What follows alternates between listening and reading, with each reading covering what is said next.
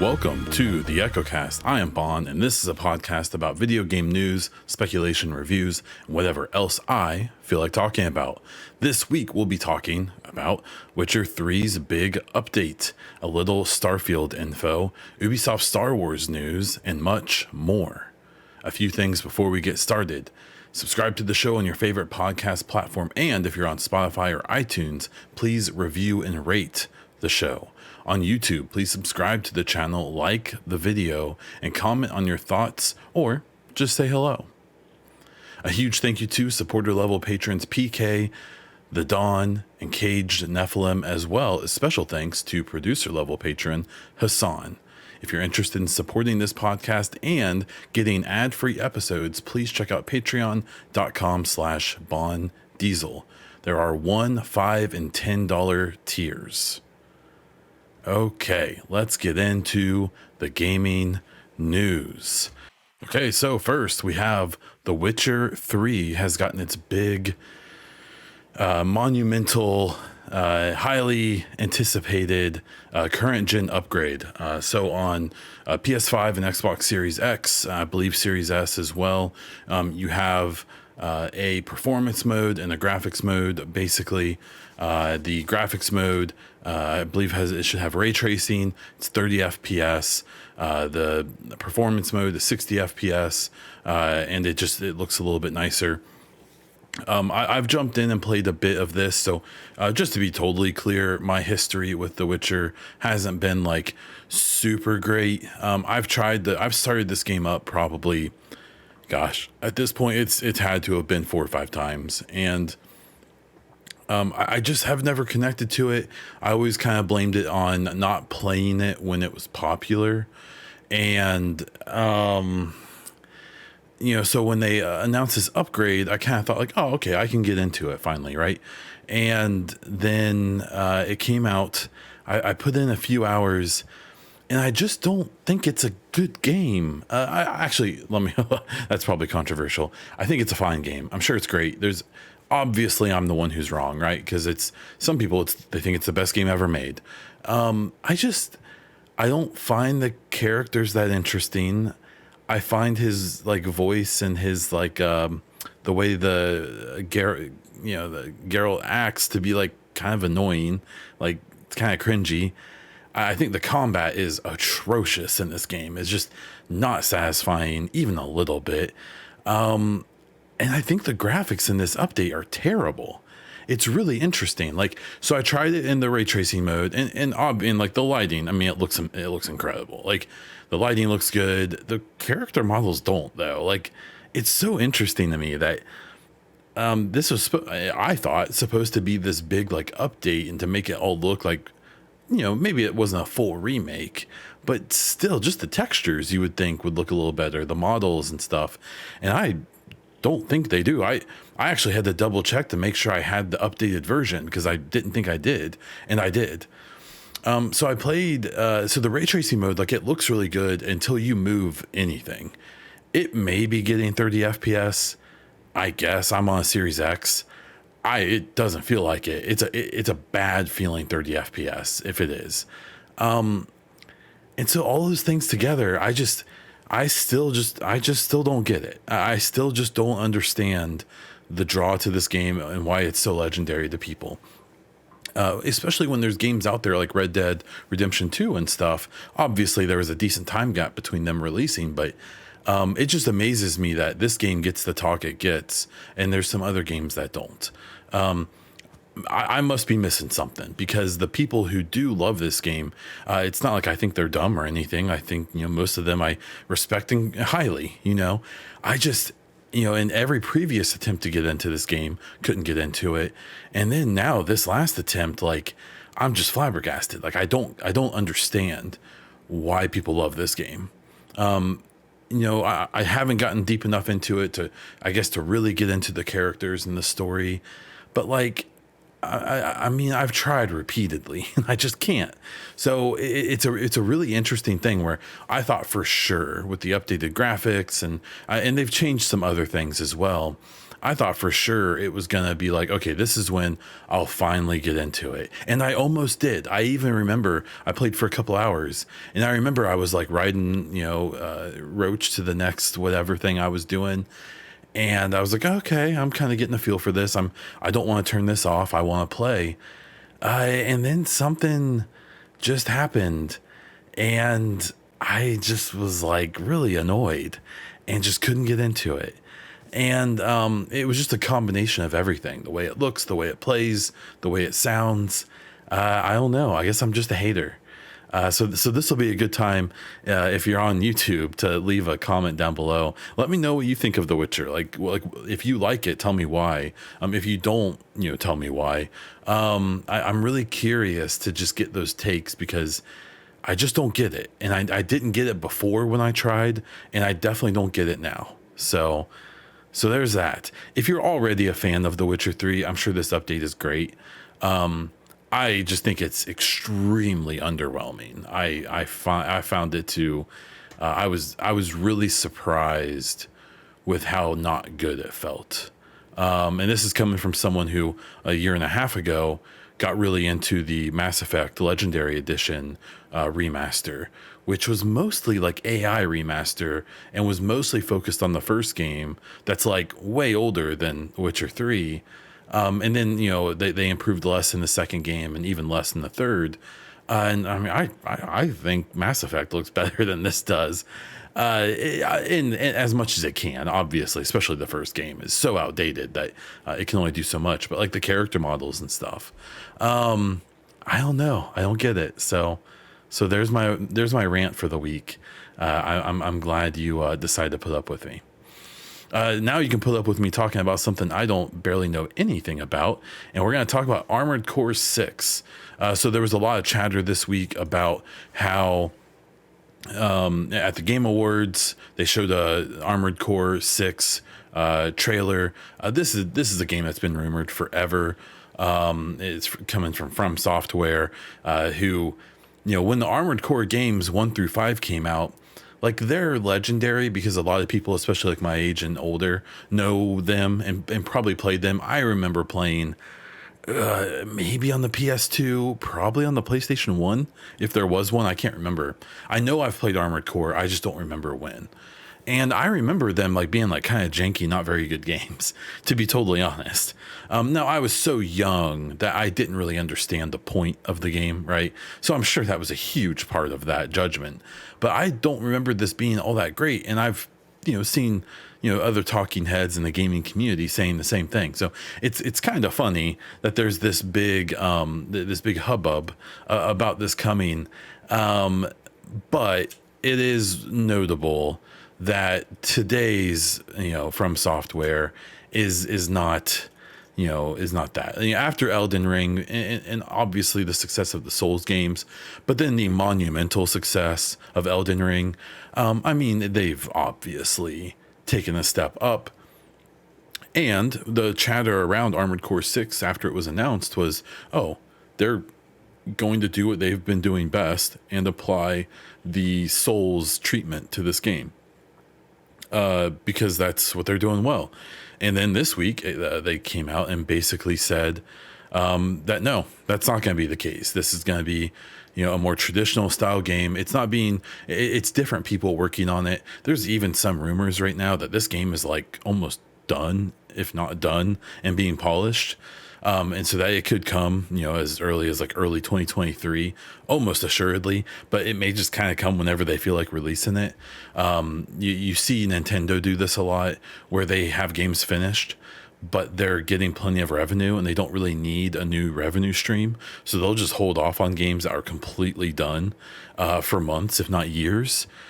So maybe we're dealing with the same situation here. I have to imagine Elden Ring is still pulling in crazy amounts of cash, especially after winning the Game of the Year award at the biggest show, the Game of the Year, the Video Game Awards. And then they have a DLC coming as well, which is going to have, a big input on revenue as well. So my hype level for this is kind of, remembering those old games, but then also assuming that whatever they do now will be bigger and better and more grand. So I'm definitely curious. I'm just not. I'm not putting all my hopes and dreams into this game. I'm going to assume it's going to be fine, and we'll just have to. We'll have to wait and see how it turns out from there. So, but at the end of the day, I mean, if you give us a well-made game with giant mechs blowing each other up, I mean, what, like the worst that can be is what, like a 6 out of 10?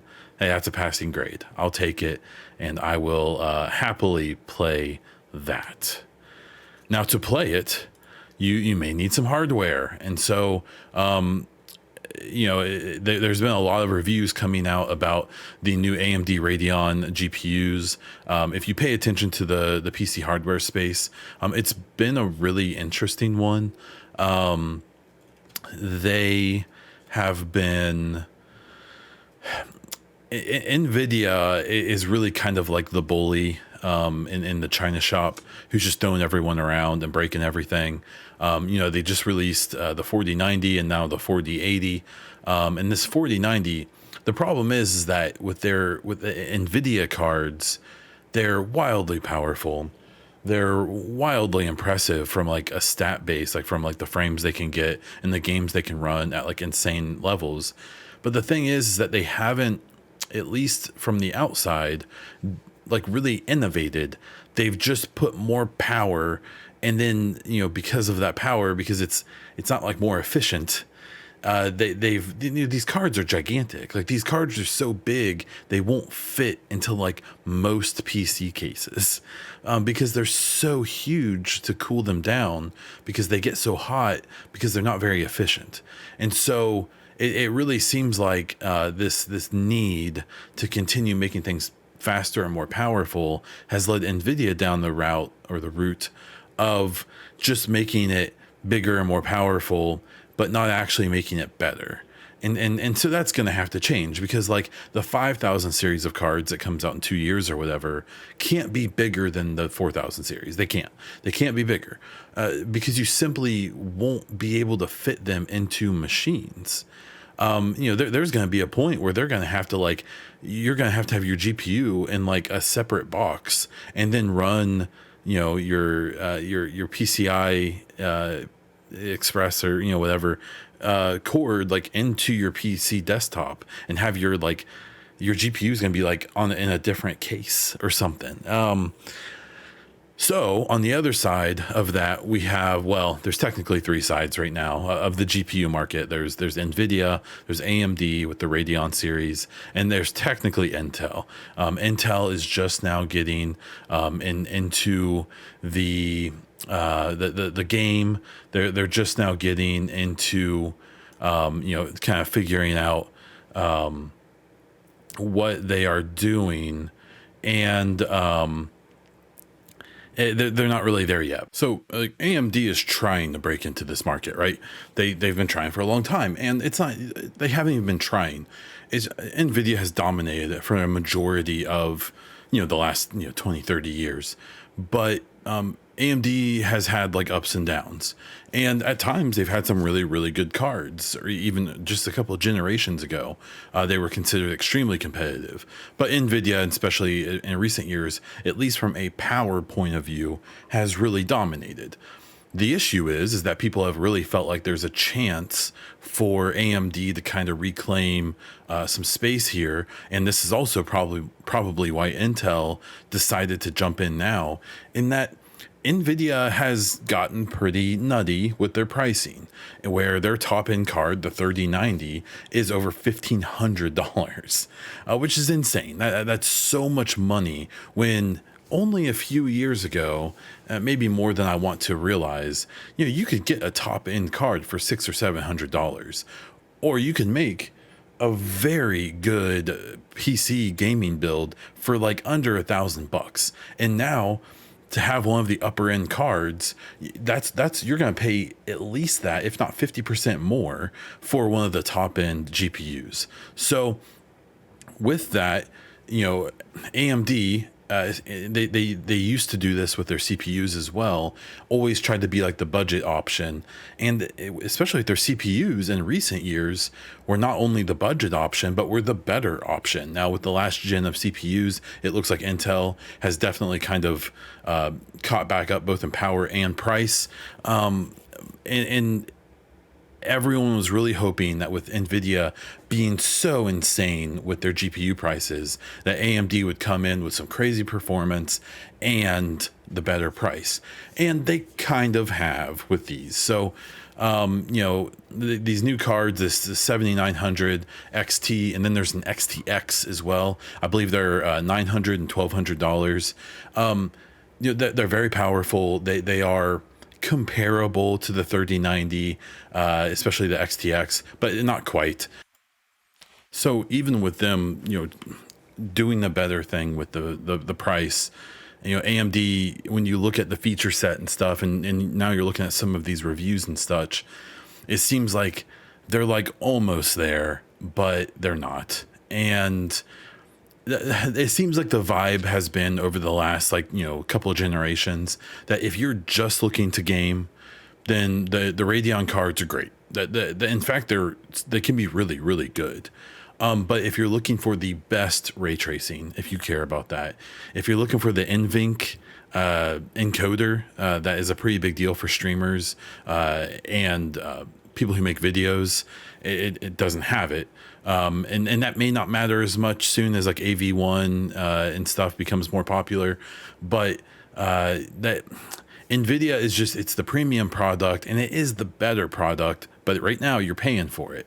And it seems like these cards, like it's one of those things where it's good that they are there to compete, to keep NVIDIA honest, and to try to keep the market fair or keep it honest to a point. They just aren't really doing it the way people would like. At least people would like a really clear option of to really see them compete hard. But I suspect even with NVIDIA losing EVGA, which was at least my personal favorite brand, even with them having these crazy expensive cards, even like the 4060 Ti, where the 60 Ti's are where I tend to sit with the cards I buy. Before they were like $300 or $400. I bet these new ones, these 4000 series, they're probably gonna be like $600, which is insane, right? And I'm probably not gonna buy one. I have a 3060 Ti. It is perfectly fine for my needs. And so it's one of those things where you hope that this provides enough competition to try to get NVIDIA to chill out.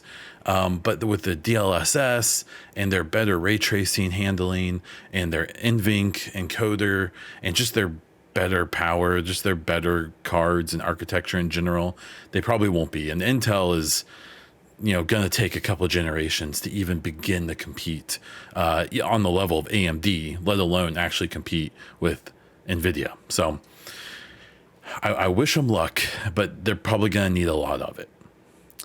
Who may also need a lot of luck is the Starfield team. And so we got a new video this week with them doing an interview with Will Shin and them talking about a few things with Starfield. So, everyone's desperate for a release date. Everyone's desperate for more details. Everyone's desperate for more gameplay and stuff like that. I think more than anything, people are just desperate to play this game who are like excited about it, right? I don't need to hear anything else about Starfield. I'm sold. It's a Bethesda game. It's in space. I won't have a new Mass Effect game for like 3 years or 4 years. And this is hopefully coming before that. I'm ready. If I don't hear another thing about Starfield before it comes out, perfect. Totally cool with me. I've already heard too much. And these videos are interesting because they're like little Q&As, and it is cool to get a dev on screen answering questions in what seems like an unscripted way. But they always provide so little tangible info that they feel kind of like anticlimactic, but it's still fine. And so the stuff that we found in this one was that there are quests that will take you back to Mars, which was where the first colony was settled in this in this timeline, and we will also go back to Earth. We will visit Earth, and Earth, as far as they talked about, is like desolate, is destroyed. That's why humans are living all over the galaxy. So they also talked about there being random encounters with new towns and settlements on any planet. And so that was part of a discussion of a big thing in the Fallout games has always been that you could just be walking through the middle of nowhere and happen upon or have someone approach you, that it'd be maybe a mission or just a random encounter or just some environmental storytelling. And they seem to be pretty confident that that will still be a thing in this game. Joining factions won't lock you out of others. Talking about in the story, apparently you will kind of dabble into each faction as part of the story. That will give you a chance to kind of get a feel for them all before you go like all in on aligning with one or the other. And that player decisions will affect whether other main characters live and die, which has always, again, been a theme of RPGs in general, especially Western RPGs and especially Bethesda games. The conversation about Starfield is so interesting. I was just watching a podcast, the Kind of Funny daily podcast, and there were people in the comments talking about Starfield being like, oh, I just have no faith that this game's going to be good. I think it's going to be bad. And like, that's such a weird take because Bethesda has arguably never made a bad game. And when I brought that up, one of the other chatters said like, well, Fallout 4 was kind of bad. Fallout 4 has like an 89 Metacritic score. It's not the best game that Bethesda's ever made. And it's not the best Fallout game. But it was still very good. For a Bethesda game, it was okay. For a game, it was incredible. And even to this day, if you go back and play that, like, it holds up and it's fun. They made big leaps with the base building, with the voiced protagonist, things like that I understand. And the story wasn't quite as deep as some of the other ones, or wasn't as intricate maybe as some of the other ones. But it was still an excellent game. It was so good. And then the other point is always Fallout 76. Fallout 76, the more you learn about that game and that it was like a co-development project, it kind of just seemed like a proof of concept that they tried to do this thing that, especially when they started developing it, was kind of a fad. And they just didn't really go all in like they would with one of their mainline games. It's definitely concerning. But that game doesn't make me worried about Starfield. Starfield's obviously been the star of the show, no pun intended, for their studio and things like that for a long time. They started making it after Fallout 4 was done. So it's been a while. I'm so excited for this game. Maybe I'm biased for it in that, like, I can already tell you that if it's at least as good as Fallout 4, I'll be more than happy. I'll be jumping for joy, honestly. And I think it'll be even better than that, to be totally honest. I'm very confident in this game being very good, whether it's going to be a masterpiece or be the best game I've ever played or have the most emotional, in-depth story I've ever had. I mean, that's to find out, and that may not happen, but I'm still really excited about it, and I think you should be too. Something else I'm excited about is the Ubisoft massive Star Wars game. And so we don't know basically anything about this. There's even been some leaks and rumors that basically ended up getting found to be completely false and untrue and just BS, basically. And so what we know now, well, it's very little, but we do have Massive, as you see if you're watching the YouTube version of this podcast, making a tweet that says, "We are looking for playtesters of the Star Wars project. If you live near Malmo, we would love for you to sign up." And then they have a little sign up bar there, or link if you want to do that. So one, if you don't know, Ubisoft Massive is based in Malmo, Sweden. It's the studio that has done Division 1 and 2. It's also the studio who back in the day did World in Conflict and some other projects. They worked on Far Cry 3, the multiplayer, I believe, things like that. So obviously, if you don't live in Sweden or Copenhagen, that this isn't very useful to you. But what it should tell you is that they're pretty far along in the game. If they're having playtesters come in, they could still be in like a prototyping phase. From what I'm aware of, it sounds like most of the devs on the Star Wars game were on the Division 2. And as we found out, basically after the Warlords of New York DLC came out for the Division 2, that was the mark of when most of the devs left that project and went to a unannounced project at the time, which was Star Wars. So my guess is that this game is probably nearing the end of development of like full production, and is probably getting to the point where I'd say maybe late 2023, early 2024, we may actually see this thing. So it's exciting. I know there's a lot of people who have kind of made jokes about like, oh, it's probably just going to be the Division 2 with a Star Wars skin. Well, if that's what it is from a gameplay perspective, and it gets rid of the just impossible to do well looter stuff and all of that, if this is a Star Wars like bounty hunting game with all of the gameplay mechanics of the Division 2, like movement, cover, all of the shooting, all of that, then this will be a very, very good game to play. Like, I'm really excited because I think that there's a lot of people at Ubisoft Massive who want to be able to tell like really cool stories, and not worry about balancing PvP and balancing loot tables and stuff like that. But instead just want to make like really fun games to play with good stories. And I think this is going to be their chance to really, really flex that, at least the Division 2 team. Obviously, there's the Avatar team, which Massive is also making the Avatar game, but that team was essentially hired like separately. There's not very many Division 2 devs working on Avatar, as far as I know.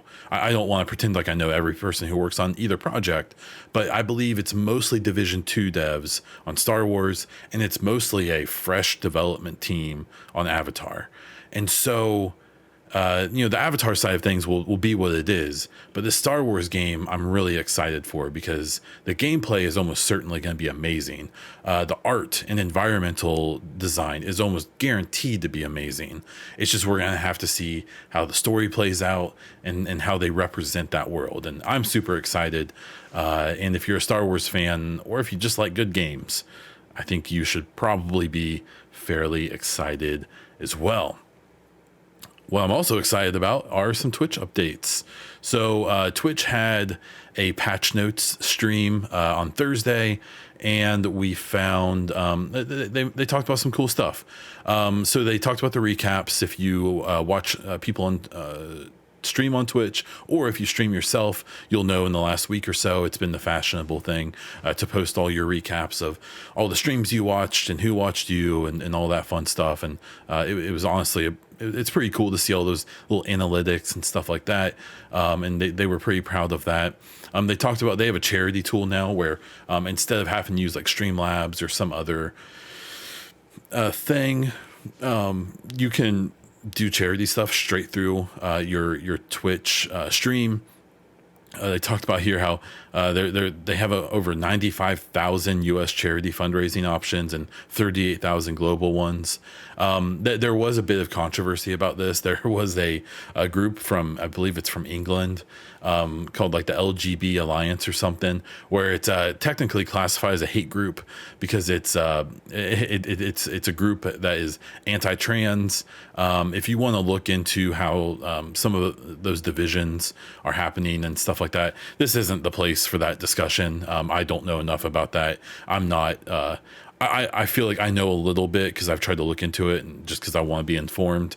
That's for you to look up, but people were pretty upset about that. I think it's still there, so I think that they're kind of allowing even somewhat controversial charities to be on this. There is also a group called Autism Speaks, which I'm actually fairly familiar with because it's pretty close to my job, that population and all of that. And even that one is controversial for reasons that I'm not getting into either. I don't think it is, but I understand why it is to some people. It's a super complicated topic. So it's kind of, to me, I guess the gist of this story for me was that they tried to do a good thing here, and I think they are, and I think they're probably raising a ton of money for a bunch of great charities, but it's kind of a damned if you do or damned if you don't thing. And then they talked more about their charity tool. It was funny. They deleted the tweet if you look at the thread from this, but they have a persistent goal tool thing, which is really cool. So if you watch most streamers, especially smaller streamers, they'll have like a sub goal. So like every time they stream, they want to get 5 subs or something. And the way that's been done, I mean, I've been streaming for, gosh, it's been 6 or 7 years now. You would have a little bar on your stream that, like, at the bottom of the screen or under your camera or something that would track your progress on how many subs you got that day or whatever, however you're measuring it. Well, now Twitch has for a while allowed you to make your goal through the stream, and then you could display it with like with a little bar on your screen the way we always have. Well, now they made it so you can display that like on your actual stream, like on the outside of the screen, like down in your info area. And that's awesome because, like, for me, I used to have like this like super elaborate, really complicated, really convoluted, like way over, it was just this like really crowded stream template when I would stream. And I've gotten to the point now where now I have my camera and I have a little bit of chat underneath it, and I had a sub tracking bar.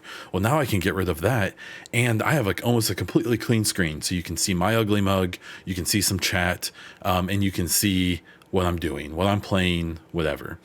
And I think that's really cool. I think that's how it should be. I personally, I'm not trying to get rich off of streaming and stuff like that. And so, the subs help. I'm looking at maybe, purchasing something soon to improve all of my content, not just streams, but especially my YouTube videos and, podcasts and stuff like that. And so I thought that was a really cool announcement. And then they went into some detail on a thing they have that's called Shield Mode. And it's essentially a customizable tool where you can hit like one button and it clears chat. It sends it into subscriber only mode. It bans people who have like done like anything nefarious. It's this really interesting tool because there was a lot of issues with hate raids in Twitch over the last couple of years where essentially, awful humans would intentionally like raid channels of like minority people or various types of people, really anyone, and just to harass them and stuff like that. And that really sucked. That's not how it should be. So Twitch catches a lot of crap. Most of that crap comes from the fact that they're owned by Amazon, and that the thinking is that, well, if you're owned by Amazon, who is run and owned by the richest human on earth, then why does it seem like they're always behind on stuff? And so when it came to the harassment, when it came to just features and things like that, they've always been behind. Well, with this stuff, it seems like they're kind of getting back on it. The truth is that people don't want to recognize is that Twitch is probably pretty tight with its money, and I bet Amazon doesn't give it a ton of leeway and a ton of resources because like the video hosting and stuff like that is so expensive. And so I'm sure Twitch costs Amazon a ton of money to just exist. So then when they are probably begging the higher ups for money and resources to implement features and things like that, they probably get a lot of pushback. So people shouldn't be that surprised that Twitch is slow to react sometimes and seems to be inconsistent and not super organized, because that's not by design, but that's probably by consequence of, I bet they don't have unlimited funds like people think they do. So I'm still pulling for them. I still much prefer watching streams on Twitch. Streams on YouTube are rough. I wish I could switch over to YouTube so I could have all of my content on YouTube and podcast and not have it in 3 places, Twitch, YouTube, and podcast. But I found the YouTube streaming experience just so awful, and just so like, and even after they pulled Dr. Lupo and all these big streamers from Twitch, they implemented a couple okay changes pretty quickly, and it still sucks. Like I even looked at it recently to see about streaming on YouTube, and it's just like you have to like schedule your stream, and like there's not like a simple way to do like emotes and stuff. Like you have to be partnered, but partners, getting to be verified on YouTube is harder than you think. I've been doing videos for years. I have, hundreds of videos, and I only have like half the viewership you need to get verified. And I'm trying to get it, and it's just not happening. So I'm good on Twitch. I'm glad that they're at least trying. So in a couple non-gaming, not entirely non-gaming related stories, we had the Spider-Man Across the Spider-Verse trailer come out. I love the Spider-Verse movie that came out a few years ago. It's one of my favorite movies ever. It just is. It's not just animated, not just superhero, not just it's just one of my favorite movies ever. And this trailer, if you haven't seen it already, please go see it, please watch it, and be hyped for the next movie. If you haven't seen the first movie, it's an animated film, and it's just so good. I'm not even really into animated movies. I'm not really super into Spider-Man, but this was super good, and this trailer was also very, very good. And the last thing here is Kojima is doing Kojima things once again. Death Stranding is getting a movie, and it's going to be obviously involving Kojima and Barbarian's Hammerstone Studios. So we've known for a long time that Kojima, while he obviously still is very passionate for making games and stuff like that, he's been very, very, very obviously trying to get into the film world by having all of these famous actors and actresses in his video games, by editing all of his own trailers and things like that. Like he's trying to get into that world, and obviously has been for a long time, and it seems like that's finally happening. If you've seen Death Stranding, if you've seen gameplay, or if you've even played it, it seems like a pretty natural thing to try to make a movie out of. More than anything, I'm just happy for Kojima. He's finally gonna get to do the thing that he really seems like he cares a lot more about than video games.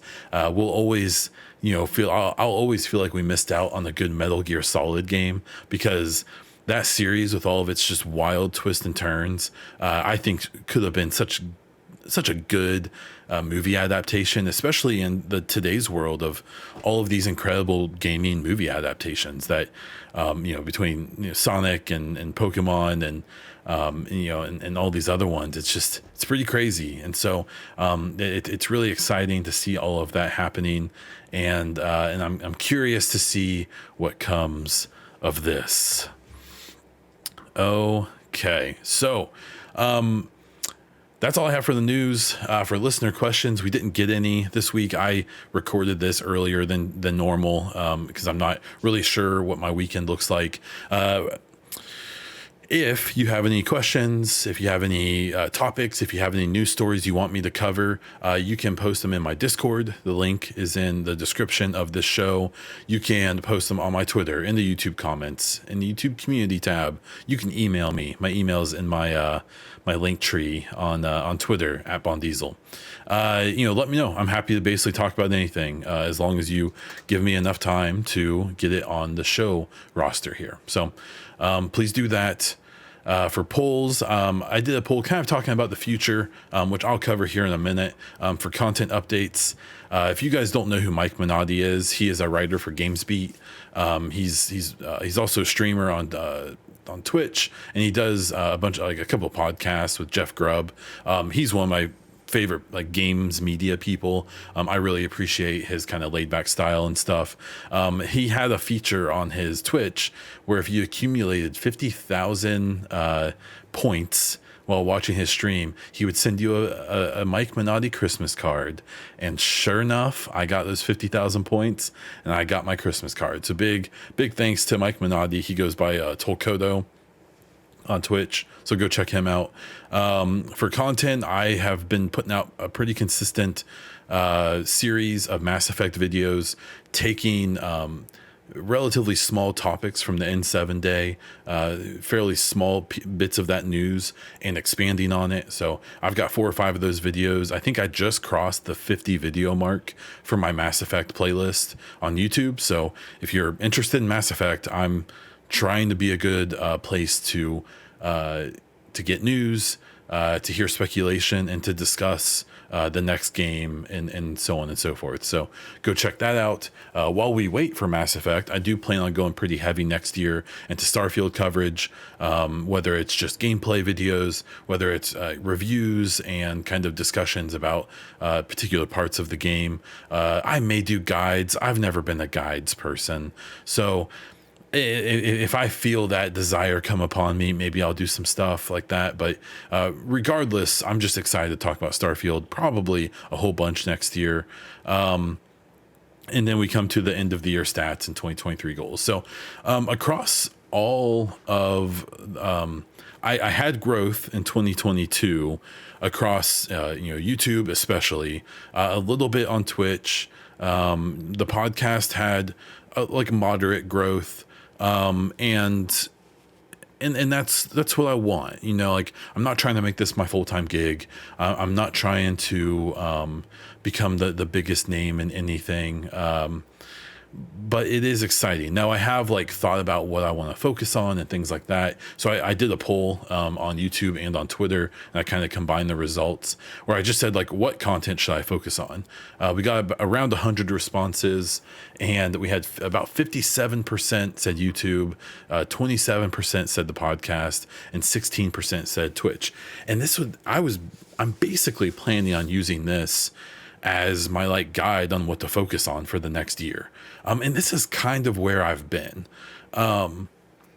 Just like in general, I've been trying to put out 1 or 2 videos a week on YouTube, make sure I'm putting up shorts. I try to upload my VODs whenever I stream to YouTube, and I try to put the podcast up as well. Well, I always put up the podcast. And then I have been trying to focus a little bit on the podcast. Like this weekly show that I'm currently doing is a lot of fun. I enjoy doing the recap. I also have done, if you haven't seen them, I suggest going back and looking. I did a decent number of interviews this year. I think we did 4 or 5 of them. And that was a lot of fun. We had Mark Dara, we had N7 Legend on, we had Kate Hartfield, and we got to do a bunch of that. Next year, I already have a couple people lined up. I have someone from the Division, from the Mass Effect community who I plan on having on. There's someone from the Division community I'd like to have on just to talk about content creation and stuff. There's a pretty high-ranking EA person who I want to bring on to talk about their job at EA and kind of what they do there. And to try to beg them to give me access to BioWare stuff when the time comes, as well as N7 Legend. I'm sure he and I will talk whenever there's Mass Effect news. I expect there to be Mass Effect news around E3, and so I suspect next summer you'll have N7 Legend and I doing another show together. As for the rest of this year, 2022, I'm recording this on the 16th of December. I plan on doing an episode every Friday. I don't think I'm going to take Christmas off or anything. I should do an episode the next 2 weeks. These don't take me that long to do. I'll be off work for a little while. So the actual release moment may be a little different, but so I'll still be reaching out. The next 2 weeks could be a little weird with news, so the podcast may be short. I don't expect there may be some gaming news to talk about next week before Christmas, but that week between Christmas and New Year's, I don't expect much. So maybe we'll do like a recap. I'll bring up some stats, or we'll kind of look at all the biggest stories of 2022. Maybe I'll do like my favorite games of 2022 or something for that final show of the year. And we'll keep on cranking through 2023. So expect podcasts every week. Expect interviews as well. Expect a whole bunch of YouTube content. So please follow me over there and subscribe. And it'll probably keep being a thing where I stream on Twitch whenever I can. I like to stream at least once a week. Twice a week would be ideal. And then also streaming events like Summer Game Fest, like E3, Video Game Awards, Gamescom, stuff like that, and any showcases that pop up. I'm expecting an Xbox showcase towards the beginning of 2023. I would expect an Ubisoft one as well, because I feel like they've been borderline dead silent, and so we'll have to wait for some of that stuff. Regardless, we're going to start wrapping things up. So thank you so much for listening to the show. Thank you so much for sticking it out. Whether you listen every week or you catch shows when you can, I really do appreciate it. And I really hope we can keep on chugging along. So please subscribe to the show on your favorite podcast platform. And if you're on Spotify or iTunes, please rate the podcast. If you're on YouTube, please subscribe to the channel, like the video, and comment down below to say hi and just help out the algorithm. Or you can ask a question. That's fine, I guess. You can find me all over the internet as Bond Diesel, including on Twitter, YouTube, Instagram, and over on Twitch. If you're interested in supporting the show, my other content, and getting ad-free episodes, please check out the Patreon at patreon.com/BondDiesel. And if you can wait till if you're on a podcast, at the end of the episode, the way I'm doing ads is 1 ad at the beginning and then 6 at the end. So if you're done, after I'm done talking here, if you just want to let those play, mute or whatever, I don't care. It'd be really cool because I try to backload them so that they don't bother people, basically. So that's up to you, though. But anyways, that's all I have. So until next time.